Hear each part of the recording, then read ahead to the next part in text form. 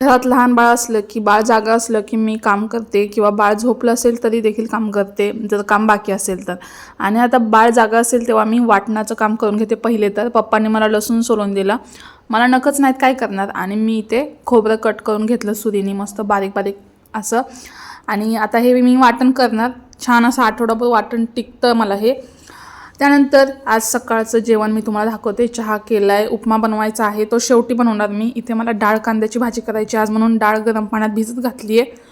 त्यानंतर इथे मी चपात्यांचं पीठ मळून घेतलं आहे. मला भाकरी बनवायची आहे, मिस्टरांसाठी मी चपात्या बनवते. 2 चपात्या बनवायच्या होत्या पण थोडं पीठ एक्स्ट्रा झालं. असो, जेव्हा भूक कमी जास्त लागेल तेव्हा खाल्लं जाईल म्हणून 3-3.25 चपाती होईल याची.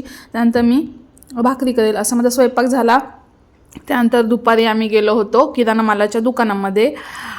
तर येता वेळेस मी पप्पांसाठी वडापाव घ्यायला लागले होते. इथे छान वडापाव भेटतात आणि ना पप्पांना वडापाव खूप आवडतो, पण ना मला जिथे चांगला वाटतो ना तिथेच मी वडापाव घेते. तर या काकांकडे खूप भारी वडापाव भेटतो आणि स्वस्त पण आहे. 15 रुपये 20 रुपये असं नाही, 12 रुपयाला वडापाव भेटतो. छान आहे, चटणी कांदा वगैरे सगळं काय देतात ते. मग पप्पांसाठी मम्मीसाठी वडापाव आणले 2 मी, गरम गरम थांबले तिथे. त्यानंतर मम्मीचा आणि माझा ब्लाऊज शिवायला टाकला होता. बेबी शॉवरच्या वेळेस साड्या घेतलेल्या 2 एक्स्ट्रा, त्यांचा ब्लाऊज शिवायला टाकला होता, तो घेऊन आले.